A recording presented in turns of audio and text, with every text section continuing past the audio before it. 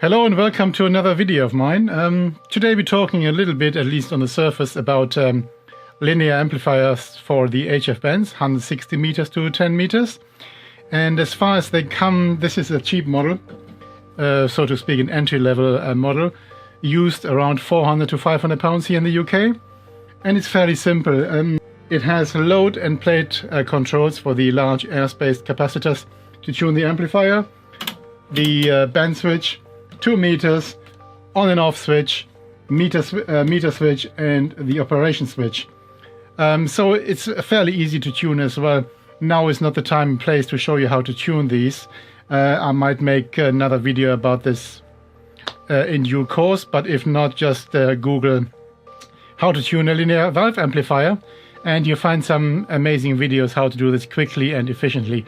Just have a go, don't be scared. It's not that difficult to do, really. As I said, this is a 600 watt model. It uses 3 times AL-811 tubes. They are fairly inexpensive, although not very robust, I have to say, but you can change them for 572 B tubes if you want to at a later stage.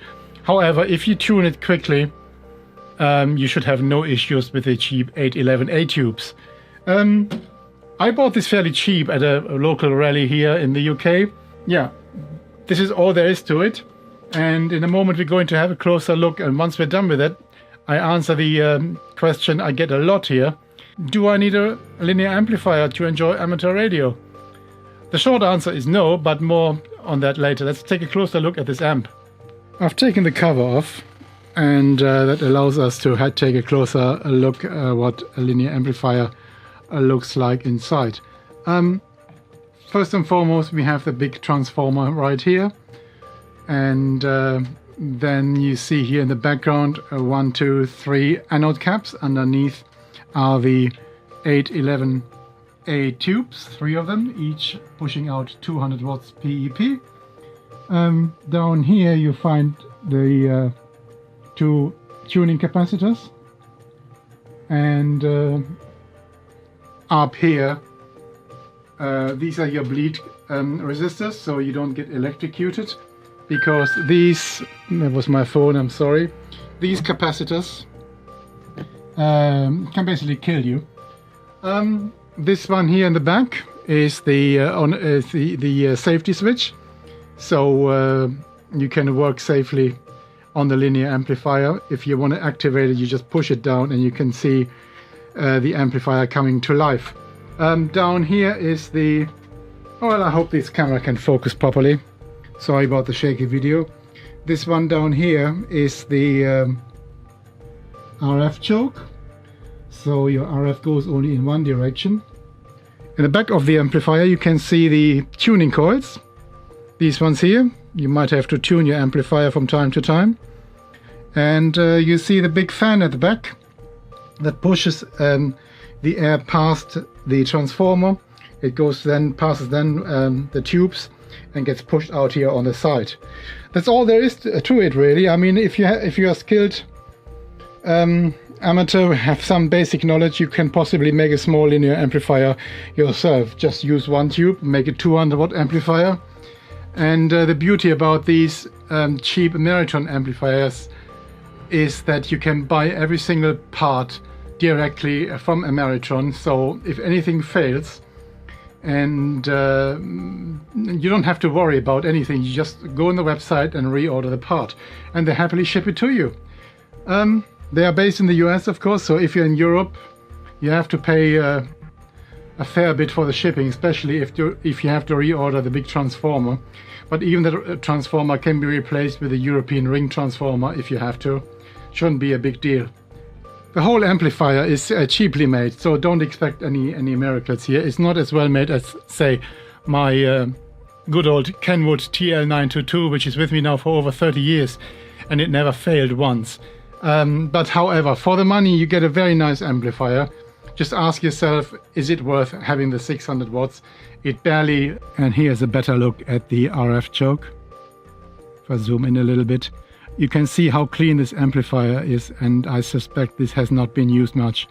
Many people buy these amplifiers and then once they're on their desks they find they don't have the use, or some people are actually scared of them and there is no reason to be scared. These are the AL-811 tubes, which I personally would change after a while, at least, for 572B tubes. Just for a quick comparison, to the left you can see the cheaper AL-811A tube compared to the more expensive 572B tube on the right side. The 572B tube, the glass is thicker, the graphite is thicker, the whole thing is better made, so it takes a little bit more abuse. It can take a little bit more time tuning your amplifier, and in general they last forever, really.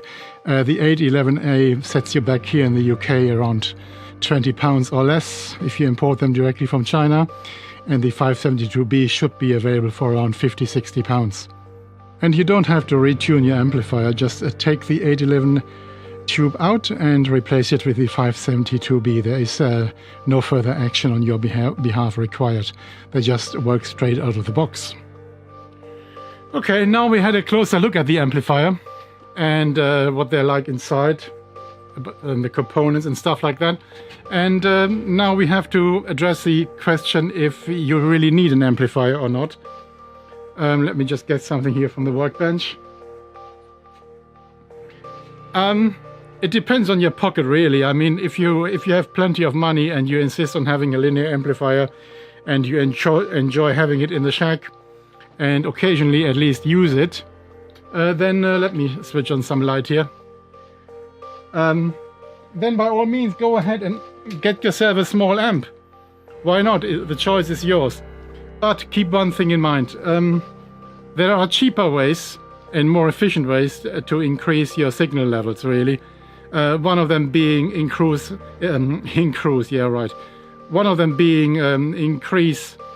your efficiency, the efficiency of your antenna system, and simple things, really. For example, you can just take better care of your, I hope the camera can see this properly, better antenna connectors, and also a better feed line, or raise your antenna, get it more efficient, or change your antenna system from a horizontal dipole to a vertical, for example, or have both and switch between them. Much cheaper to achieve, it just costs you a little bit of wire, really, and you save a lot of money. However, if you have the money, buy a linear amplifier, but do keep one thing in mind though. To achieve a higher signal level at the receiving end of only one S unit, you need to increase your output power by a factor of 10. That means your box standard transceiver, your 100-watt transceiver, needs to push out 1 kilowatts, that's 1000 watts, to achieve one little increase of the S meter at the receiving end. Is it really worth it? 600 or even more? I mean, you can buy an amplifier for £3,000 if you wanted to. 1 kilowatt gives you 1 S meter unit more. That's all there is to it, really. So the choice is yours. For that kind of money, you can buy another transceiver if you wanted to, or just buy yourself, I don't know, a weekend away with your wife or boyfriend or whatever you're into. And don't worry about increasing your output power so much. After all, amateur radio, let's not forget one thing, is just a hobby, okay? Who cares if you can make contact with some station based in the Pacific Ocean on some rock, calling CQ, just to increase your country score? Who cares? Go out, get a life, have a cup of coffee instead, and don't take amateur radio too serious, okay? It's just not worth it. It's a hobby, keep remembering this. Don't be a loner, get out of your shack, see people, talk to real people, and enjoy life. That's all I have to say. Leave a comment down below if you have a linear amplifier, and also be honest about it. How many times do you really use it? I myself have a TL922 in the shack. Yes, I'm a hypocrite. And I barely use it. I switch it on from time to time to keep it going, really. And that's about it. I might even put it up on eBay very soon, because it's just sitting here and wasting space and money. Have a good think before you go out and buy yourself a linear. There are other ways to increase your output power, okay? Have a good day. Thanks for watching. Consider subscribing if I haven't put you off already. I greatly appreciate you watching, okay? and I'll see you on the band with my box standard 100 watts. Might use my amplifier anyway. See ya!